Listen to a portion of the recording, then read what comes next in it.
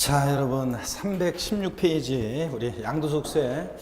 양도세는 신고 납부하는 세금이죠. 납세 절차에 관한 얘기 이제 보는데 신고 납부하는 세금입니다. 그럴 때 납세문자가 세금 계산에서 관할 세무서에 신고 납부하는데 이 신고 납부와 관련한 얘기 시험에 무조건 나옵니다. 납세 절차는. 그래서 양도세 납세 절차에 관한 부분은 뭐 계속 나와요. 매년 계속 나왔고 뭐 27회 시험에서 당연히 독립화 문제로 나왔고 28회 시험 또 나옵니다. 무조건 나오는 거니까 잘 봅니다. 양도세 신고는 확정신고 납부라는 게 있고 예정신고 납부라는 게 있습니다. 예정신고 납부와 확정신고 납부라는 게 있는데 결론부터 말씀드리면 예정신고 납부 의무를 불성실하면 가산세 적용됩니다. 확정신고 납부를 불성실하면 역시 또 가산세가 적용됩니다. 그러면 뭐예요 이거? 둘 다 해야 되는 건지 어떤 관계인지 예정신고 납부와 확정신고 납부는 어떤 관계냐 이것에 대해서 이제 심층적으로 공부를 해보겠단 말입니다. 그 고시학원에 보면 남녀 수강생분들이 이제 이렇게 보면 이제 쫙 있잖아요. 근데 보다 보면 남녀 수강생분들이 짝이 돼가지고 자리가 이제 지금 전업반은 널널하지만 오전반 같은 경우 치열한 곳에서는 이제 막 저 자리가 싸움 앞에 이쪽은 자리 싸움 치열해요. 막 그래가지고 누가 먼저 와가지고 이제 그 자리에서 이제 예를 들어서 11월 12월 과정에서 쭉 그 어떤 요 자리에 앉았었어요. 근데 1월달 됐는데 오늘 아침에 딱 왔더니 늘상 11월 12월 달은 내 자리였었는데 그러니까 누구 다른 사람 안 앉고 항상 내가 그냥 오면은 그 자리 비어 있고 내가 앉고 그랬어요. 그런데 1월 달 됐더니 어떤 새로운 사람이 와가지고 내 자리에 딱 앉아 있어요. 그러면 수업이 안 되는 거지. 1시간 동안 계속 한 3시간 내내 그 수강생만 보는 거예요. 인상 쓰면서 눈치 주면서 막 레이저를 막 쏘아대죠. 그러면서 아이씨 하고 다음 날 일찍 오고 그래가지고 그 자리에 또 앉아. 그러면 그 다음 날 또 다른 그 새로운 사람이 뭐야? 내가 어제부터 거기 앉았었는데 저 엉뚱한 사람이 앉아있네? 그 다음날 더 일찍 와. 앉아. 그럼 뭐야? 또 저것이 뭐야? 또 다음날 일찍 와. 막 그래요 서로. 자리 싸움 하고. 그리고 뭐 자리 이렇게 맡아주잖아요. 이렇게. 제가 누가 이제 아는 사람이 있어가지고 거기다 자리 맡아주면 막 진짜 막 싸움 납니다. 그래가지고 진짜 치열해요. 근데 여러분은 그걸 모르겠지만 하여튼 그렇습니다. 막 치열하고. 근데 그러다 보면 남녀 수강생이 이제 자리를 짝이 돼가지고 이렇게 나란히 앉는 경우가 있어요. 짝이 돼서. 그럼 남녀 수강생이 앉아 있잖아요. 특히 제가 중년 남녀 수강생이 나란히 앉아 있을 때 내가 나중에 한번 갑자기 기습적으로 질문해 볼 거니까 뭐 그런 일이 있으면 나중에 또 보세요. 그래도 앉아 있으면 중년 남녀 수강생이 짝이 돼 앉아 있어요. 그러면 제가 갑자기 뭐 하다가요. 기습 질문해요. 갑자기. 둘이는 어떤 관계예요? 딱 물어보잖아요. 그러면 깜짝 놀랍니다. 누가 더 깜짝 놀랄까요? 남자 수강생이 깜짝 놀랄까요? 여자 수강생이 더 깜짝 놀랄까요?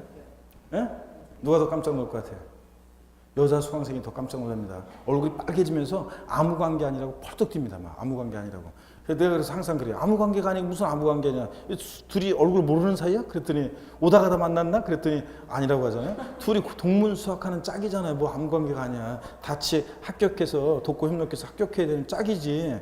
예? 이제 여러분들이 학교하고 똑같은 거예요. 그래서 여러분들이 공인중개사가 됐다 그러면 내가 에듀프로에서 저 몇 회 합격한 이게 여러분들이 그 몇 회 졸업생 어느 뭐 고등학교 뭐 어느 뭐 대학 몇 회 졸업생 뭐 이런 거하고 똑같은 거예요. 그래서 나중에 28회 에듀프로 28회 뭐 저 합격한 그 저 28회 그 합격생 그래가지고 그 기수가 딱 해가지고 여러분들이 나중에 실무 나가셔도 돕고 협력하고 그래야지. 자 그렇잖아요 여러분. 그리고 짝인데 서로 모르는 거서 뭐 아무 관계 아니야? 그러면 맞대요. 그런데 깜짝 놀랍니다 이렇게. 근데 여러분 보세요. 예정신고와 이 확정신고 납부는 어떤 관계냐? 요거는 이제 보는데 먼저 양도세 신고 납부요. 예정신고 납부라는 게 있습니다. 거기 교재 보시면 예정신고 보세요. 예정신고 의무자, 과세대상 자산, 양도세 대상 자산. 가로 안에 보니까 파생상품 제외되어 있죠. 그래서 파생상품을 양도했을 때는 예정신고 의무가 없어요. 그래서 파생상품을 제외하고 양도세 대상 물건을 양도한 자입니다. 자, 단 그 파생상품 제외는 뭐 중요한 건 아니고 살짝 밑줄 그어놓고 자 가로 안에 그 파생상품 제외 밑줄 그어놓고 단서 부분 밑줄입니다. 양도 차익이 없거나 양도 차손이 발생한 때에도 신고하여야 합니다. 여러분 밑줄 쫙이요. 그래서 여러분 27회 시험에서 나왔어요. 자 양도 차손이 있는 경우에는 예정신고하지 아니한다. 양도 차손이 있는 경우에는 예정신고하지 아니한다. OX예요. X입니다. 무조건 보세요 여러분.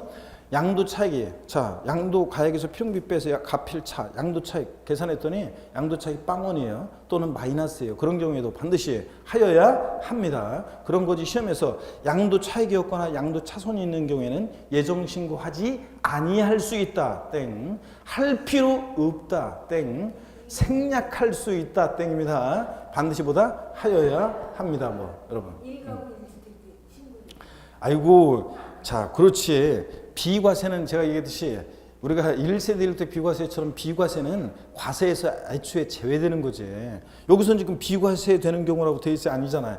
양도 차익이 없거나 양도 차손이 있는 경우. 그래서 우리가 1세대 1대처럼 비과세의 경우는 과세에서 아예 제외하는 거니까 세금 계산조차 하지 않고 비과세하게 해달라고 신청할 필요도 없이 비과세 요건에 해당하면 비과세 되니까 양도소득세는 아예 과세되지 않습니다. 그런 거는 우리가 1세대 1대 비과세 같은 비과세의 경우는 신고하지 않아도 돼요. 그래서 어떤 수강생분은 그런 수강생이 있어요. 내가 양도소득세는 비과세 되니까 아예 과세에서 제외한다. 세금 계산조차 하지 않고 비과세 신청할 필요 없이 과세에서 아예 제외다. 그랬더니 어떤 수강생이 아유, 제가 부동산 팔았는데 그 중개사 사무실에서 중개사가, 공인중개사가 그래도 신고하라고 하던데요. 양도 1세부터 비과세인데 세무서에 신고하라고 그랬대요. 그 이유는 그 세무사, 그 공인중개사를 왜 그런 말을 했는지 공인중개사 왜 그런 말을 했냐 유추해 보면 뻔해요. 자신이 없는 거야. 이게 비과세인지 과세인지 자신이 없으니까 일단 세무서 가보라고 한 거예요. 일단 여러분들. 왜냐면 자기가 이게 비과세 대상인지 아닌지 그런 걸 잘 그러니까 뭘 모르는 중개사지. 그러니까 공부를 제대로 안 하고 가지고 비과세 확실하다. 그러면 1세대 제가 1세대 국내 1주택이고 2년 보유했어요. 그러면 자 양도했을 때 양도세 비과세니까 신고할 필요 없습니다. 비과세는.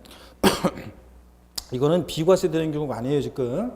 자 그걸 아니고 하여튼 양도 차익이었거나 양도 차손일 때 다시 자 반드시 예정신고 하여야 합니다 하는 거지. 자 하지 아니할 수 있다, 하지 아니한다, 할 필요 없다, 생략할 수 있다 다 틀립니다. 반드시 다 틀리는 거예요. 반드시 해야 합니다. 시험에 20필에 시험에 나왔었고요. 뭐 수십 번씩 얘기한 거예요 이거는. 그 다음에 신고기한을 봅니다. 양도세 부동산 등을 양도했을 때 일반적으로 양도세 신고기한은 원칙 거길 보세요. 밑줄이 또 양도일이 속하는 달에 말일로부터 몇 개월? 2개월이요. 양도일로부터 부동산을 양도한 경우 양도세 예정 신고기한은 양도일로부터 2개월이다. 좀 틀려요. 양도일로부터 2개월이 아니라 양도일이 속한 달에 말일로부터 2개월입니다. 자기 생일날로 해서 다 한번 해보세요 여러분들. 자 보세요 여러분. 제 생일은 음력 1월 25일입니다. 잘 기억하세요, 여러분들. 나중에 또 얘기하겠지만. 자, 음력 1월 25일인데, 자, 양력으로 환산해서 하겠습니다. 1월 25일 날 부동산을 양도했어요. 일반적으로 부동산을 양도했습니다. 그랬을 때, 양도소득세, 자, 예정신고는 예정신고기한은 언제인가 그러면? 예정신고기한 언제입니까?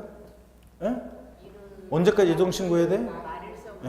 자, 양도일이 속하는 달에 말일로부터 2개월이니까 양도일이 속한 달에 말일로부터 2개월이니까 언제요? 3월 31일을 예정신고 기한으로 합니다. 예정신고 기한으로. 그죠 여러분들? 예정신고 기한이고. 근데 27회 시험에서 어떤 지문이 나왔냐? 이렇게 나왔어요. 27회 시험에서 3월 20일 날 주택을 3월 20일 날 양도했대요. 자, 비과세 되는 경우는 아니고요. 3월 20일 날 주택을 양도했습니다. 근데 6월 30일에 예정 신고할 수 있다. 이렇게 나왔습니다. 3월 20일 날 주택을 양도한 경우인데 한 경우에는 6월 30일에 예정 신고할 수 있다. OX예요.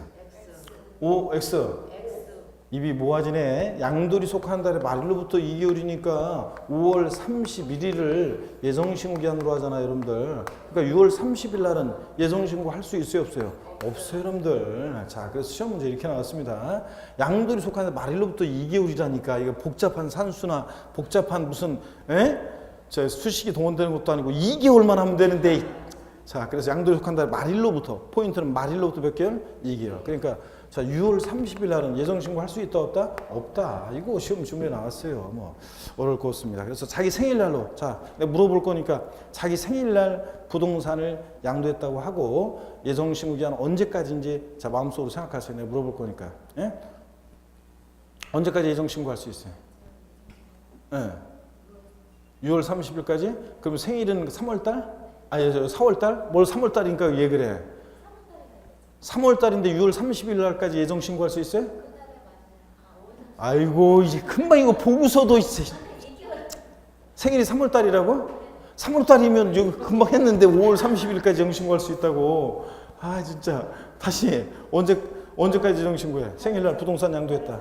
8월 30일? 그럼 생일이 6월달? 예, 자, 이런 식으로 6월 며칠인데 6월 20일 날 부동산을 양도했다면 양도속한 발부터 2개월이니까 언제? 7, 8, 8월 31일까지 예정 신고할 수 있습니다. 아시겠습니까, 여러분? 예, 진짜. 자, 그래서 이런 것도 헷갈리면 안 돼요, 여러분들. 자, 이런 거는. 그 다음에 예외가 있는데 토지거래 허가구역 거래에 관한 건데 지금 신경 쓰지 마시고요. 그 다음에 주식에 관한 것도 이게 이제 개정이 됐어요, 사실은. 양도에 속하는 분기의 말일부터 2개월인데 이게 반기로 바뀌었는데 뭐 지금은 나중에 설명드릴게요. 반기로, 반기. 반기니까 이거 뭐냐면 이거 반기를 들어 나한테 그게 아니라 반기니까 1년을 두 기로 나눠서 전반기, 하반기로 나눠서요. 1월 1일부터 6월 30일까지 상반기, 하반기 7월 1일부터 12월 31일까지 하반기 이렇게 해서 1년을 상반기, 하반기, 반기로 나눠서 반기의 말일로부터 2개월 이내로 이렇게 바뀌었어요. 이게 분기의 말일에서 뭐로? 반기의 말일로부터 2개월 이내로 주식은 바뀌었습니다. 2017년도이고. 자, 일단은 뭐 신경 쓰지 마시고요. 일단은 그렇게만 분기를 뭐로? 반기로 고쳐놓고 넘어갑니다. 자세한 설명은 이건 나중에 드릴게요. 오늘은 뭐만 알면 되냐? 기초인문과정에서 양도세 예정신고 납부할 때 예정신고 납부 양도 차익이 없거나 양도 차손일 때 예정신고해야 한다는 거, 또 양도일이 속하는 부동산 등을 양도하면 일반적으로 양도일이 속한 달의 말일로부터 2개월 예정신고 그냥 확실하게 알고 가면 됩니다. 자, 나머지는 나중에 배울게요. 그리고 뭐 그 옆에 박스에 보니까 부담보증여라는 거의 경우에 양도세 예정신고 기한 요게 개정이 됐어요. 부담보증여의 경우에 양도세 예정신고 기한 요게 양도에 속한데 말일부터 3개월. 요건 좀 다르죠. 2개월이 아니라 일반적인 경우 다르게 3개월로 개정이 된 건데 지금은 부담보증여가 뭔지 안 배웠으니까 그냥 신경 쓰지 말고 한번 그냥 눈으로만 봅니다. 부담보증여라는 게 뭔지는 아직 모르잖아요. 의 채무액에 해당하는 부분으로서 양도로 보는 경우에는 그 양도에 속한 달의 말일부터 몇 개월이요? 3개월. 이게 2개월이 아니라 몇 개월로? 3개월로 개정이 됐어요. 그래서 요건 이제 시험에 이제 또 나올 가능성이 높기 때문에 나중에 잘 보셔야 되는데 아직은 부담보증여가 뭔지 뭐 안 배웠기 때문에 와닿지 않으니까 그냥 개정 내용이다. 2017년도 신설된 규정입니다. 한번 보시고 분납이요, 여러분. 자, 있죠. 그 분납 나오고 또 당구장 표시 보니까 2016년도 물납 폐지. 자, 물납은 폐지됐죠, 여러분들. 양도세 2016년도부터 종부세, 양도소득세, 얘네들 증여세. 자, 그 다음에 법인세 이런 애들 물납 규정 폐지가 됐습니다. 그래서 양도세 물납할 수 없어요. 자, 양도소득세 납부할세액이 1천만 원 초과할 때는 허가받아 물납할 수 있다. O, X, X입니다. 그렇다지만 아니에요. 물납 폐지됐고요. 분할납부는 허용됩니다. 양도세도. 그래서 그 분할납부 보니까 관할 세무서장은 양도소득세로 납부할세액이 1천만 원 초과하는 경우에 밑줄이고 동그라미 1번, 그 다음에 자, 세액의 일부를 밑줄이고 동그라미 2번, 그 다음에 납부기한의 경과는 몇 개월? 2개월 이내 분할납부할 수 있다. 밑줄이고 동그라미 3번입니다. 그래서 양도세는 분할납부는 허용되는데 납부할세액 얼마? 1천만 원 초과할 때. 자, 납부할세액의 일부를 납부기한 지나서 몇 개월이요? 2개월 내 분할납부할 수 있다는 거 여러분 알아둡니다. 자, 그리고 여러분 잠깐 비교해서 제가 한번 쭉 설명을 드려볼게요. 여러분 여기 봅니다, 여러분들. 자, 무슨 얘기냐면 물납과 분할납부를 한번 세목별로 비교해 볼게요, 여러분들. 자, 물납과 분할납부를 세목별로 한번 비교해 봅니다. 물납. 자, 보시면은 물납을 한번 비교해 볼게요. 네, 보시면은 자, 재산세, 재산세, 네, 이거 좀 이따가 자, 물납 기준금액, 물납, 자, 기준금액, 물납 기준금액이요. 물납으로 얼마, 자, 납부할세액이 얼마일 때 물납할 수 있느냐? 그러면 재산세는 물납이요. 보세요. 재산세는 물납. 납부할세 얼마 초과할 때 할 수 있어요? 예? 1천만 원 초과할 때. 이거 안 했나요, 여러분들? 납부할세 1천만 원 초과할 때 물납할 수 있습니다. 재산세는. 자, 그 다음에 물납재산. 어떤 것으로 물납할 수 있느냐? 물납재산을 한번 비교해 볼게요. 재산세 물납재산은 자, 어떤 것으로 물납하느냐? 어떤 걸 물납한다고 배웠어요? 안 배웠나, 이거? 부동산이긴 한데 당해 과세 관할 구역 내, 과세 관할 구역 내에 있는 부동산으로 몰랍합니다. 부동산으로. 그래서 부동산 몰랍하는데 과세 관할 구역 내 부동산이니까 너미 시군구에 있는 거로 된다 안 된다? 안 된다. 그래서 만약에 예를 들어서 서울특별시 노원구에 재산세를 낼 게 있으면 노원구 관할 구역 내 부동산을 몰랍해야지. 뭐 예를 들어 서초구라든가 하남시라든가 뭐 부산광역시 해운대구라든가 이런 데는 부동산을 몰랍할 수 있다 없다? 없다는 얘기입니다. 과세관할 구역 내 부동산으로 할 수 있다. 관할구역에 관계없이 부동산으로 몰랍할 수 있다. 이렇게 해서 시험 문제 나온 적이 있습니다. 재산세 몰랍재산은 관할구역에 관계없이 부동산에 한한다. OX. X입니다. 당해 재산세 부과는 과세관할 구역 내 부동산에 한해서만 몰랍할 수 있습니다. 부동산에 하나고. 그 다음에 자 종합부동산세는 종부세는 몰랍 허용돼야 안 돼요. 몰랍 허용돼야 안 돼요? 안 됩니다. 폐지됐고 양도소득세 여러분 양도소득세 몰랍돼야 안 돼요. 양도세 몰랍 폐지됐습니다. 자, 그 다음에 분할납부를 한번 보겠습니다. 분할납부. 자, 한번 비교해보면 재산세부터 해서 기준금액, 분할납부 기준금액 얼마를 자, 그 납부할세액이 초과할 때 분할납부할 수 있냐. 재산세는 납부할세액 얼마 초과할 때 분할납부할 수 있습니까? 제가 우리 집은 재산세, 종부세 500만 원 넘게 내고 있는 분이 있으면 윙크 보내달라고 했었잖아요. 자, 다시 한번 물어봅니다. 우리 집은 재산세를 500만 원 넘게 내고 있다. 윙크 살짝. 윙크. 없네. 깜빡했는데? 진짜? 깜빡 맞아 이거? 아니? 근데 눈을 왜 깜빡거려? 진짜. 저 오해했잖아. 그래서 일단 그냥 나한테 그냥 이건 관계없이 나한테 그냥 윙크를 보낸 거예요 그냥? 이 질문과는 관계없이? 아니라고 하면서 막 긋고 막 그 얼굴이 빨개지면서 손을 긋고 손사래를 치는 이유는 강한 부정은 강한 긍정이다 이거예요. 자, 한번 보겠습니다. 재산세는 자, 납부할세 얼마 초과할 때? 500만 원. 500만 원. 자, 납부할세 500만 원 초과할 때 500만 원. 자, 초과할 때 분할 납부할 수 있습니다. 딱 500만 원 안 돼요. 초과해야지. 자, 그다음에 종합부동산세는 여러분 종부세는 자 납부할세 얼마 초과할 때 분할 납부할 수 있어요? 역시 종부세도 500만 원 넘게 내고 있는 분 윙크해달라고 하는데 없었잖아요. 500만 원 초과할 때. 그래서 재산세나 종부세는 분할 납부 기준금액은 동일합니다. 둘 다 얼마? 500만 원 초과할 때 할 수 있습니다. 근데 양도소득세는 납부할세 얼마요? 1천만 원 초과할 때 1천만 원 초과할 때 자 분할 납부할 수 있습니다. 여러분 보세요. 재산세나 종부세는 500만 원 넘게 내기도 어렵잖아요. 넘게 내는 분 윙크달라는 데 없었잖아요. 근데 양도소득세는 1000만 원 넘게 내는 거 뭐 쉽습니다. 자, 그렇기 때문에 재산세, 종부세는 분할 납부 기준금액 동일합니다. 500만 원 초과할 때 할 수 있고 양도세는 얼마? 1천만 원 초과할 때 할 수 있습니다. 자, 그 다음에 분할 납부요. 분할 납부 분납기한. 자, 납부기한 지나서 언제까지 분할 납부할 수 있느냐? 분납기한. 납부기한 지나서 재산세는 언제까지 할 수 있다고 그랬어요? 45일. 그래서 뭐 7월 31일이 납부기한이면 그때부터 45일이니까 9월 15일까지 할 수 있다고 그랬잖아요. 그래서 45일. 납부기한 지나서 45일. 종부세 납부기한 지나서 2개월이에요. 2개월. 발렌타인데이 다음 날 했어요, 안 했어요? 했잖아요. 그래서 종부세는 토지분이든 주택분이든 납기가 무조건 딱 정해져 있다고 그랬어요. 언제라고 그랬어요?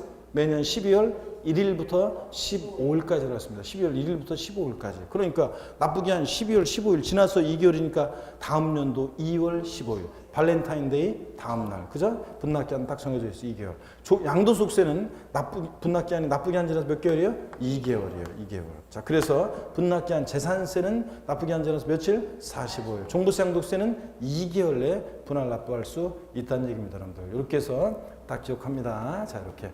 자, 그러면 비교해서 한번 까먹더라도 이렇게 쭉 비교해서 한번 계속 눈에 머릿속에 정리하려고 노력을 하시고요. 까먹더라도 다음에 또 계속 반복해서 이거 적어드립니다. 시험 갈 때까지. 자, 이렇게 해서 물납과 분할 납부를 비교 정리해드렸고 재산세, 종부세, 양도소득세에 있어서 비교해드렸습니다. 그러니까 여러분 잠깐 보세요. 아까 만약에 부동산을 1월 25일 날 양도했어요. 시험에서 예정신고 기한과 분납 기한은 언제냐. 옳게 짝지어진 것을 골라라. 아니면 가로놓기로 나올 수도 있고 문제가. 자, 1월 25일 날 부동산을 양도했을 때 예정신고 기한과 예정신고 기한과 그 다음에 분납 기한은 언제냐. 그러면 분납 기한은 예정신고 기한은 양도를 속한다. 말일부터 2개월이니까 3월 30일이 예정신고 기한이고 이때부터 분납 언제까지 할 수 있냐. 분납 기한. 그러면 2개월이니까 분납기한. 납부기한 지나서 2개월이니까 5월 31일을 분납기한으로 합니다. 분납할 수 있는 기한. 아시겠습니까, 여러분? 그래서 양도세 자 일정 금액을 자 원래 양도를 속하는데 말일부터 2개월 내에 일정 금액을 내고 또 그 일부를 납부기한 지나서 나머지를 자 5월 31일까지 이렇게 분납기한 내에 분납할 수 있다는 얘기입니다. 이해되십니까, 여러분? 네, 이 얘기고. 자, 그 다음에 양도소득세 우리가 예정신고 납부를 받고요. 이제 확정신고라는 걸 봅니다. 확정신고 납부. 납세무자 당연돼 양도소득이 있는 거주자인데 단 거기 단서에 또 미출입니다. 과세 표준이 없거나 결손 금액이 발생한 때에도 신고해야 합니다. 여러분 밑줄. 그래서 똑같아요. 가필차상 소기과 했더니 과세 표준이 빵원이야. 예, 또는 마이너스 결손금이 있는 경우에도 확정 신고하여야 합니다, 여러분들. 그래서 결손 금액이 있는 때는 양도소득 뭐 확정 신고하지 아니한다. OX, X입니다. 반드시 해야 합니다. 그 다음에 동그라미 2번이요. 예정 신고를 한 자는 원칙적으로 확정 신고하지 아니할 수 있다. 또 미줄입니다, 다 지금. 그래서 예정 신고 한 자는 확정 신고하지 아니할 수 있다 되어 있습니다. 그래서 예정 신고 한 경우에도 확정 신고는 생략할 수 없다. 이러면 틀려요. 예정 신고한 자는 확정 신고하지 아니할 수 있습니다. 그럼 이게 어떤 얘기인지 조금 이따 설명드리고 그 확정 신고 기한을 보겠습니다. 일반적으로는 밑줄입니다. 또 양도리 속한 그 연도에 그 과세기간 연도에 다음 연도 5월 1일부터 5월 31일까지 밑줄입니다. 토지거래 허가구역 내 거래에 관한 단서는 지금 신경 쓰지 마시고요. 일반적으로 확정신고 기간은 양도리 속하는 과세기간에 다음 연도 5월 1일부터 5월 31일까지입니다. 시험에서 자 부동산을 양도한 경우 확정신고 기간은 양도리 속하는 과세기간에 다음 연도 6월 1일부터 6월 30일까지로 한다. X죠? 이렇게 바꿔서 나오기도 했었어요, 최근에. 아니고 양도리 속하는 과세기간은 다음 연도 언제입니까? 5월 1일부터 5월 30일까지입니다. 그래서 2016년도 7월 21일 날 부동산을 양도했다. 확정신고 기간은 언제냐? 2017년 5월 1일부터 5월 31일까지를 확정신고 기간으로 합니다. 자, 이런 거. 그 다음에 금방 다시 올라가서 그 신고 의무자, 그래서 동그라미 2번에 예정신고 한 자는 원칙적으로 확정신고하지 아니할 수 있다 되어 있잖아요. 이게 어떤 얘기인지 소개를 좀 해드리겠습니다, 여러분. 자, 설명을 드립니다. 여기 보세요. 예. 자, 여기 어떤 얘기냐 한번 봅니다. 갑이라는 어떤 양도자가 있어요. 양도자가 있고, 자, 한번 봅니다. 1월 1일부터 12월 31일까지 기간 동안에 어떤 양도자가 이때 건물을 양도했어요. 건물을. 양도소득이 3천만 원 발생했습니다. 3천만 원 발생했어요. 자, 3천만 원 발생했고 이곳에 대해서 양도소득세를 양도리 속하는 다 말일로부터 2개월 이내 예정신고를 했습니다, 여러분. 자, 그리고 더 이상 양도한 게 없어요. 그랬을 때 그 다음 연도 5월 1일부터 5월 31일까지 기간 동안에 확정신고를 해야 되느냐, 여러분. 보세요. 확정신고 해야 되겠습니까? 다음 연도에? 네? 자, 건물 한 번 딱 양도하고 그냥 끝이에요. 더 이상 양도한 거 없어요. 자, 그랬을 때 다음 연도 5월 달에 확정신고 해야 되겠습니까? 네? 자, 보세요. 예정신고 한 자는 확정신고하지 아니할 수 있다는 얘기입니다, 여러분들. 아이, 뭐하러 또 해요? 예정신고 했어요. 자, 세금계산 달라질 게 없는데 그 다음 년도에 뭐하러 확정신고를 또 하냔 말이지. 서로 귀찮게. 그러니까 예정신고 한 자는 확정신고하지 아니할 수 있는 겁니다, 여러분들. 자, 또 봅니다, 여러분. 또 보세요. 이번에는 요때 토지를 또 양도했어요. 자, 양도수익이 2천만 원 발생했습니다. 양도수익이 2천만 원 발생했어요. 그럴 때 여러분 양도소득세는 인세입니다, 여러분들. 그래서 합산과세 한다고 그랬습니다. 그렇죠? 예, 그래서 1월 1일부터 12월 31일까지 양도소득은 전부 다 어떻게 합니까? 합산해서 과세합니다. 자, 그런데 이게 비례세율 대상이다. 예를 들어서 둘 다 70%가 적용된다. 미등기 양도해가지고. 그러면 합산해서 합친 과표 5천만 원에 70%를 적용하든 따로 3천에 70%, 자 2천에 70% 따로따로 계산하든 결론은 똑같습니다. 근데 이게 누진세율 대상일 때는 얘기가 틀려져요. 자, 누진세율 대상일 때는. 그래서 만약에 과표가 요만큼일 때 세율 요만큼 적용됐어요. 합산해서 과표가 더 커져요. 그럼 더 높은 세율 적용받아서 세금 계산이 달라지는 이런 경우입니다. 그럴 때 우리 교재는 지금 없지만, 입문서에는 없지만 나중에 기본서 나오면 이런 내용이 나와요. 자, 그랬을 때 여기 보세요. 이 갑이라는 사람이 토지를 또 양도할 때는 이 양도소득을 합산해가지고 누진세율들이 생길 때는 합산해서 세금 계산해서 예정신고를 했습니다. 자, 이렇게 여러 번 양도할 때 합산해서 예정신고할 때는 어떻게 세금 계산하는지는 또 법령에 다 나와 있어요. 나중에 배울 거고요. 자, 그래서 합산해서 예정신고를 했어요. 또 이렇게 세금 계산해서. 그래서 더 이상 또 양도한 게 없습니다. 그럴 때 다음 연도 5월 달에 또 확정신고 해야 되느냐.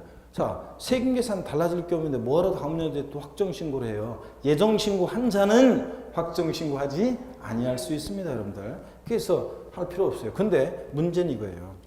누진세율 적용대상 자산을 2회 이상 양도하면서 합산했을 때 과표가 달라지고 세율이 달라지는, 즉 세금 계산이 달라지는 이런 경우인데 합산하지 않고 요것에 대해서만 예정신고를 했어요. 자, 그랬을 때는 세금 계산이 달라지는데 합산하면, 그럴 때는 반드시 그 다음 연도에 합산해서 세금 계산해서 확정신고를 하여야 한다. 이런 규정이 있고 지금 입문서에는 없지만 나중에 기본서 나오면 그 내용이 나와요. 그래서 예정신고한 자는 다시 보세요. 확정신고하지 아니할 수 있습니다. 생략할 수 없다면 틀려요. 다만 예정신고를 2회 이상, 자, 2번 2회 이상 하는 자가 여러 번 양도해서 2회 이상 할 때 마지막에 합산해서 이런 것들을 자, 예정신고하지 아니했을 때는 반드시 그 다음 연도에 합산해서 확정신고를 하여야 하는 경우도 있다. 여러분 이렇게 알아둡니다. 자, 그 얘기입니다. 여러분들 이해하셨죠? 여러분? 이렇게 하면 돼요. 그래서 원래 우리 참고적으로도요. 원래 실무적으로 한번 생각해보면 여러분 실생활에서 자, 이런 게 있어요. 우리가 지금 여기서 얻을 수 있는 교훈 한 가지는 뭐냐면 우리가 사업적인 목적이 아닌 다음에는 보통 사람들은요 그냥 사실은 1월 1일부터 12월 31일까지 기간 동안에요 부동산을 자 원샷 원킬 한 번 파는 게 좋죠. 한 번 파는 게 좋지.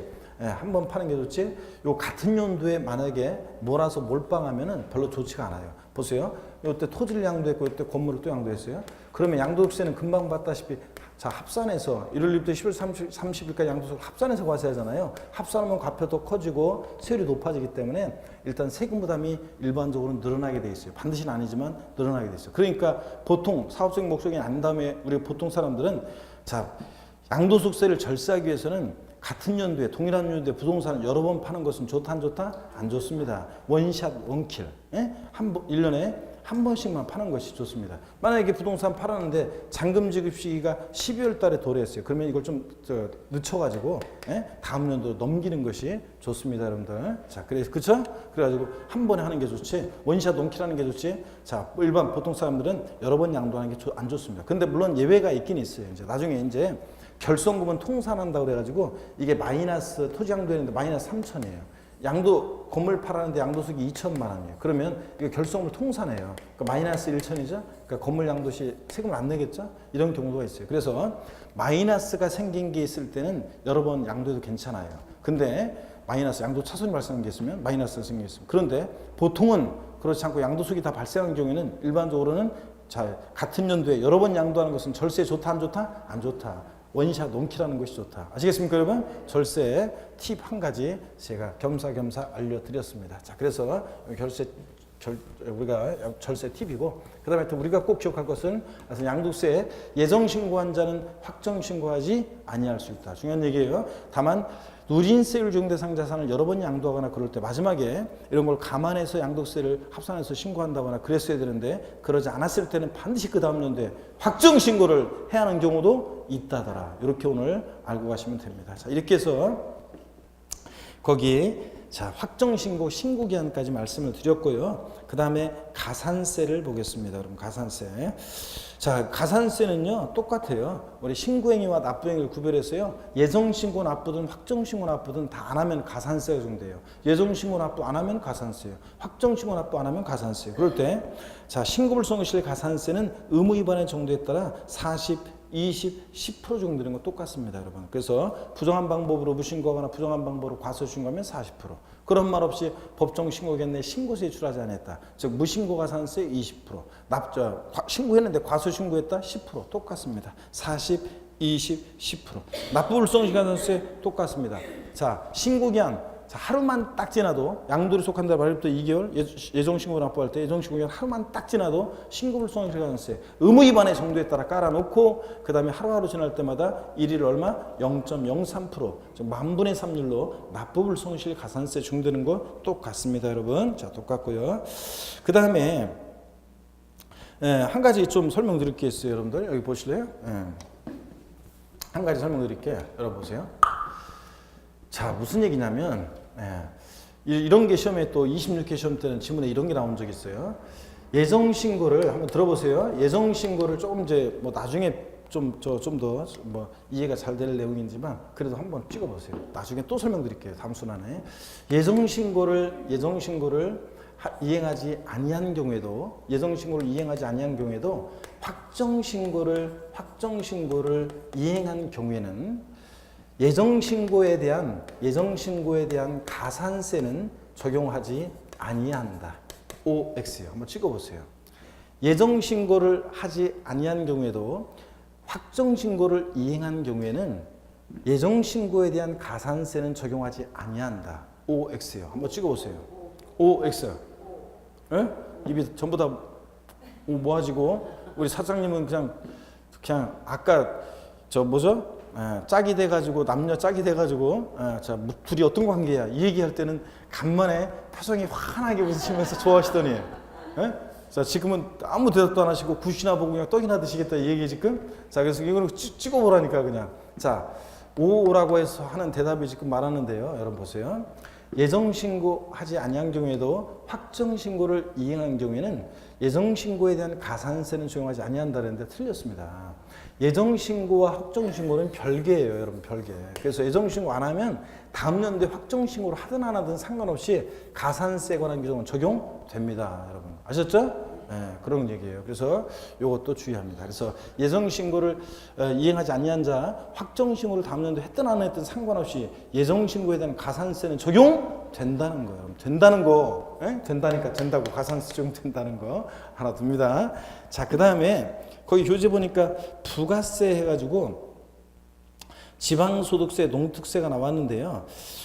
자, 좀 요게 좀 오해, 이것도 설명하면 또 오해의 요지가 막 생길 건데, 자, 여러분 보세요. 양도소득세 부가세를 좀 설명을 한번 드리려고 합니다. 좀 부가세를 잠깐 보세요, 여러분들. 지금 현재까지는 이게 뭐 개정된다는 얘기도 있긴 있었지만 현재까지 법령에 의하면 자 봅니다. 양도소득세 부가세목은요. 부가세는 이것도 질문하면 또 뭐 저 이재준 교수님한테 질문하고 나한테 질문하고 또 막 질문하고 그러지 말고 그냥 가만히 그냥 듣고만 계세요, 여러분들. 자 뭐냐면 양도소득세 부가세요. 부가세목은 일단 양도세 납부할 세액의 부가세목은 원칙적으로 없어요. 그리고 감면받을 때만 감면세액의 부가세로서 감면받은 세액이 있을 때만 농특세가 부가세로 부과되는데 감면받은 세액의 20%로 농특세가 부가세로 부과됩니다. 자, 여러분 보세요. 지방소득세라는 세금은 여기 봅니다. 지방소득세라는 세금은 지방소득세 지자로 이름 시작하는 지방세 4가지 중에서 이 지방소득세라는 세금은 과세 주체는요. 지방소득세 보세요. 얘 과세 주체는 특광도라고 했어요. 제가 말이 헛나갔네. 특광시군이 과세 주체예요. 특광도가 아니라 지자로 이름 시작하는 지방세 4가지 중에서 뭐 지역자원시설세, 지방교육세, 지방소비세 같은 애들은 다 특광도가 과세 주체인데 얘는 특광시군이에요. 시군세입니다. 특광시군이 과세 주체고 지방소득세. 근데 얘가요, 여러분.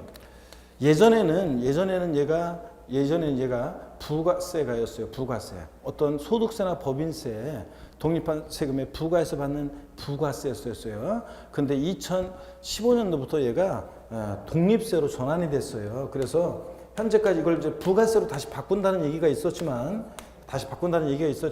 현재까지는 독립세입니다. 그래서 독자적인 과세 체계를 갖고서 특광 시군에서 부과하는 독립세입니다.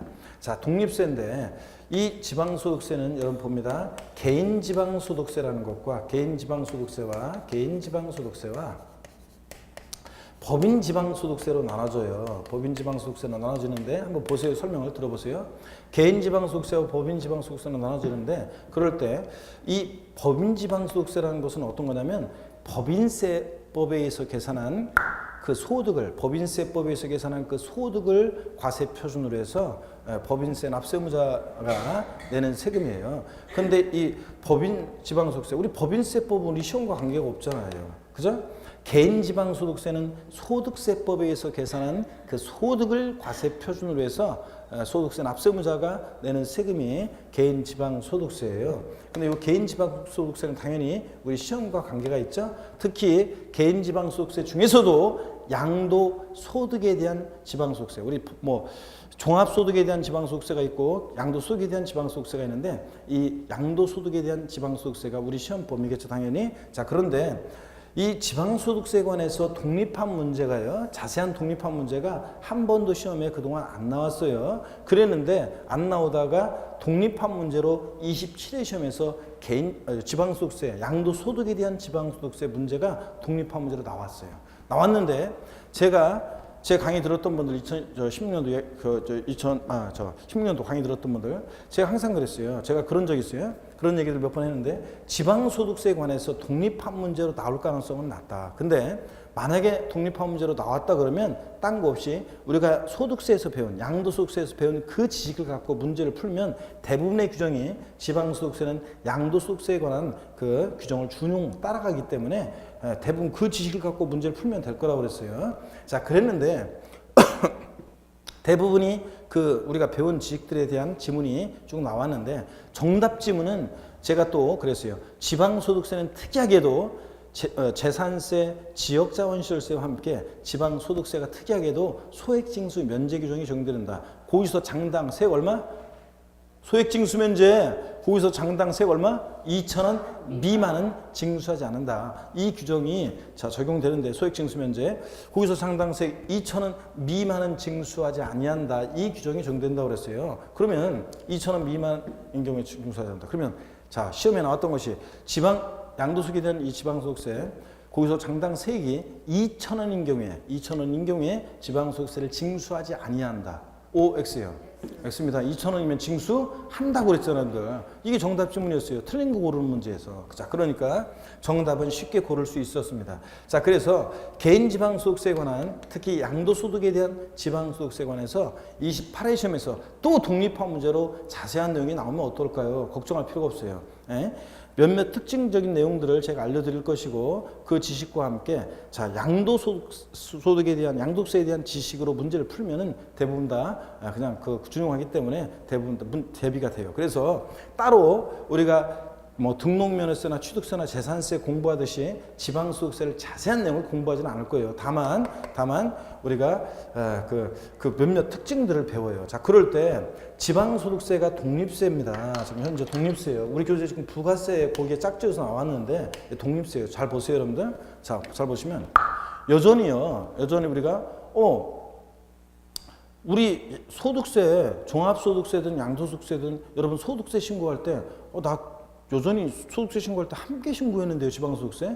자, 여러분 보세요. 징수의 편의를 위해서요. 징수의 편의를 위해서 원래는 2016년도까지만 얘가 독립세로 전환되면서 이제 부가세 독립세로 전환되면서 2016년도까지만 이제 양도소득세 같은 종합소득세 같은 소득세를 신고할 때 법인세를 신고할 때 이 지방소득세를 세무서에 관할 세무서에 함께 이제 신고하도록 하고 2017년도부터는 원래 지방소득세는 따로 우리가 지자체에 신고하도록 하는 것으로 바꾸려고 했는데 사람들이 뭐야 그냥 여태까지는 저 소득세 신고할 때 같이 했는데 따로 신고하라면 귀찮잖아요. 그러니까 2019년까지 연기를 했어요. 법이 개정돼서 2019년까지 연기가 돼가지고 그래서 연기가 돼가지고 여전히 이제 내년 2017년도에도 여러분들 2018년도에도 여전히 소득세 신고할 때 지방소득세를 함께 신고 납부합니다. 자, 그래서 여전히 징수의 편의상 우리가 소득세 신고할 때 소득세법에서 계산한 그 소득을 과세 표준해서 지방소득세 세율을 적용해서 계산한 산출세액을 여전히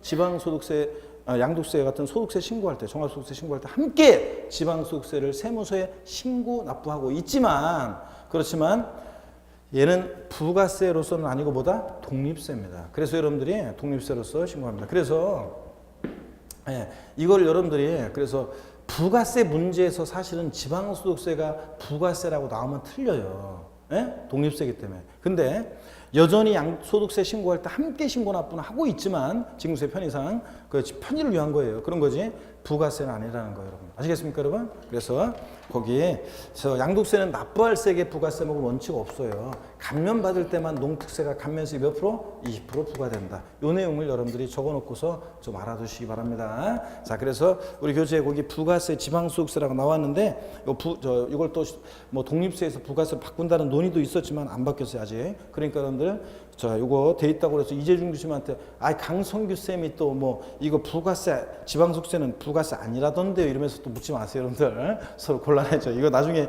책에 이제 나와봐야 돼요. 이거 왜 이렇게 이거 아마 옛날 책이었 그러니까 책이 나와봐요. 기본서가 나와봐야 되니까 일단 이렇게 알아두시면 됩니다. 제가 알려드린 대로 일단 알아두세요. 뭐 중간에 법이 또 개정이 되거나 뭐가 있으면 제가 알려드릴게요. 현재까지는 이렇게 알아두면 됩니다. 현행 법령에서는 이렇게 알아두시고.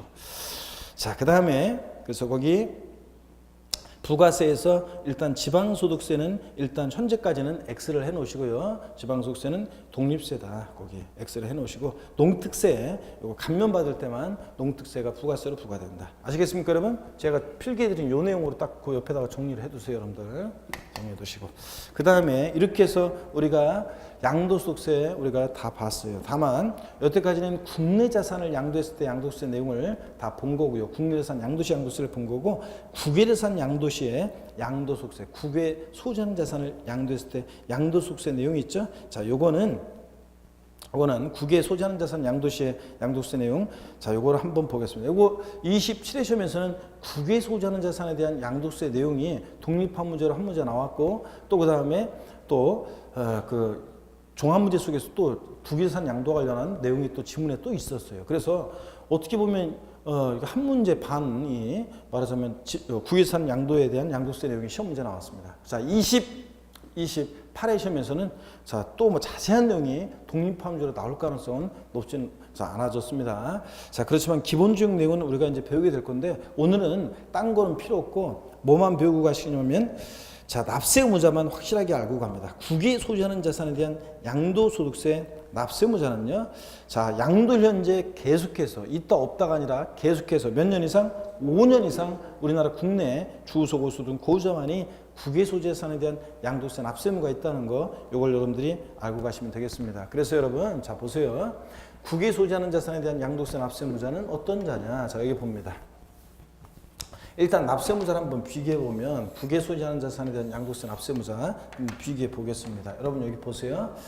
자, 그랬을 때 거주자하고 거주자와 비거주자로 나눠서 한번 살펴보겠습니다. 거주자하고 비거주자로 나눴어요. 비거주자로 나눠서 자, 거주자일 때 국내 자산을 양도했습니다. 국내 소재 자산을 양도했을 때 거주자는 당연히 납세 의무가 있죠, 여러분? 네, 납세 의무가 당연히 있습니다.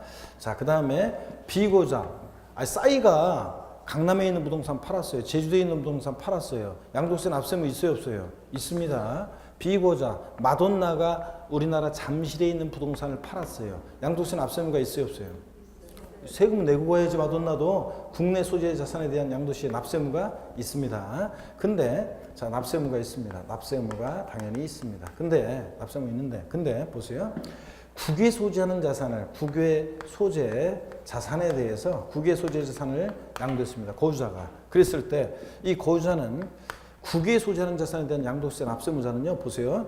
그냥 보세요. 4년 만약에 5년 이상 자, 5년 이상 국내에 주소 고소 둔 주소나 거소를 둔 거주자다. 자, 그러면 당연히 자, 이거 국외산에 대한 양도세 납세 의무자도 납세 의무가 있습니다. 국외 소지하는 자산에 대한 양도세 납세 의무가 있어요. 근데 만약에 5년 미만 4년 주소 고소 두고 있다. 5년 미만 자, 주소 고소 둔 자는 주소 고소 둔 거주자는 거주자라고 해도 납세 의무가 있다 없다? 없습니다. 납세 의무 없어요. 납세 의무가 없고 자, 납세 의무가 없고. 네. 자, 그다음에 비거주자는 마돈나가 미국 캘리포니아주에 있는 부동산을 팔았어요. 양도세 납세 의무 있어요, 없어요? 뭐 당연히 우리나라 국세청하고 뭔 관계가 있어요? 납세 의무 없습니다. 그래서 자, 비고자는 국내 자산 양도세만 납세무 있지 국외자산 납세무 없고 고자 자 국외 소지하는 자산에 대한 양도세 납세무자는 그냥 고자 안 되고 몇 년 이상 5년 이상 계속해서 주소고소 둔 고자만이 납세무 있습니다. 시험에서 여러 번 바꿔서 나온 것이 국외 소지하는 자산에 대한 양도소득세 납세무자는 양도를 현재 계속해서 3년 이상 주소고소 둔 고자에 한한다. O, X요. X입니다. 3년 아니고 몇 년? 5년이라는 거예요. 이거 꼭 기억합니다, 여러분들. 예, 자, 됐습니다. 그리고 나머지 내용들은 지금 볼 필요 없어요, 여러분들. 나머지 내용은 나중에 배웁니다. 여러분, 자 보세요. 시험에 27회 시험에서 이런 게 나왔어요. 국외자산에 대한 양도세 납세무자. 자, 그러니까 국내자산 양도의 규정을 준용하는 것과 준용하지 않는 걸 물어봤어요. 한번 들어보세요, 여러분들. 한번 찍어보세요, 여러분들. 소득세법상 국외자산 양도에 대한 양도세 과세에 있어서 국내자산 양도에 대한 양도세 규정을 준용하지 않는 것은 이런 문제가 나왔어요. 그래서 준용하는 거, 준용하지 않는 거 나중에 이제 배우게 될 건데요. 오늘은 그걸 설명하려고 하는 게 아니라 자, 정답이 뭐였냐면 기준시가였어요. 기준시가에 관한 것은 자, 국외자산 양도하는 경우에 있어서 국내자산 양도에 관한 규정을 기준시가에 관한 규정은 국외자산 양도시에 적용하지 않는 거거든요. 정답은. 근데 여러분 보세요. 자, 이걸 상식적으로 풀 수 있었던 게 뭐냐면 제가 수업 시간에 그런 얘기 했거든요. 우리나라가 기준시가 매기는데 부동산에 대해서 기준시가 개별공시가나 개별대가 공동대가 이걸 매기는데 우리나라가 남극대륙, 북극대륙, 아프리카, 아시아, 오세아니아 뭐 이런 식으로 5대륙에 대해서 우리나라가 다 전 지구적으로 이런 거 기준시가 매길 수 있어요, 없어요? 없어요. 그러니까 국외자산 양도시에는 기준시가에 관한 규정은 당연히 적용한다, 안 한다? 안 하지, 당연히. 여러분. 그렇겠죠, 여러분? 상식적으로 문제 풀어보는데 어떤 수강생은 안 가르쳐 준 게 나왔고 너무 어려운 게 나왔잖아요. 이런 사람도 있는데, 이런 거 상식적으로 푸는 거지. 그렇죠, 여러분들? 예, 내가 수업 시간에 기준시가나 이런 거 전 세계 부동산에서 우리가 기준시가 어떻게 매기냐, 뭐 이런 거 등기부 어떻게 매기냐, 뭐 이런 거였거든요. 그래서 이런 거 얘기했을 때 이런 건 상식적으로 우리가 마실 수 있어야 됩니다. 이런 응용력 발휘했어야 되는데. 그래서 응용력 발휘한 사람은 만점이고, 응용력 발휘하지 못한 분은 한두 개 틀리고, 이제 이렇게 됐습니다. 자, 이렇게 해서 오늘은 국외자산 양도시 납세무자. 다시요. 자, 국외 소재자산에 대한, 소재자산에 대한 양도, 국외 소재자산 양도시 납세무자. 납세무자에 관한 얘기 요거 표로 여러분들 딱 정리해서 알아두시면 되겠습니다. 됐죠, 여러분들? 오늘 끝이 아니라 다음에 또 설명드리고 또 설명드려요. 계속 그려드려요. 물납, 분할납부 비교 아까 표 그려둔 것도 계속 배웁니다. 계속 반복해서 보기 때문에 여러분들 걱정 없이 다 해결할 점이 있습니다. 자, 여러분 이렇게 해서 일단 진도는 다 마쳤고요. 잠시 쉬었다가 있죠? 잠시 쉬었다가 이렇게 옆에 있는 거 옆에 부동산 임대사회 종합소득세 이건 지금 배워봤자 지금 안 가르쳐드려요. 이건 나중에 배워요. 나중에 배우고 이제 중요한 양도소득세만 일단 딱 해놓고 격가지 내용 부동산 관련 종합소득세에서 특히 임대업에 대한 거 시험에 한 문제씩 나왔었는데 최근에 그죠? 계속 한 4년 나오다가 그 26회, 27회 연달아 안 나왔는데 그래도 우리가 공부를 해야 돼요, 이거는 진짜. 근데 나중에 공부할 겁니다. 나중에 공부하시면 되고 지금은 뭐 임대업에 대한 거 아직 공부 안 하셔도 됩니다. 317페이지 내용은 하지 않겠습니다. 잠시 여러분들 쉬었다가 제가 오늘 수업 빨리 끝내린다고 그랬죠? 그래서 우리가 오늘 여태까지 우리가 오늘 배운 거 복습도 좀 하고 그 다음에 오늘 배운 거 복습도 하고 전체적으로 한번 쭉 배운 내용을 한번 살짝 그냥 그 큰 목차를 한번 상기시켜 드리고 그리고 오늘 수업을 마치겠습니다. 자, 여러분 잠시 쉬도록 하고 쉬고 마지막 시간에 총 복습을 한번 해보도록 하겠습니다. 잠깐 쉽니다, 여러분.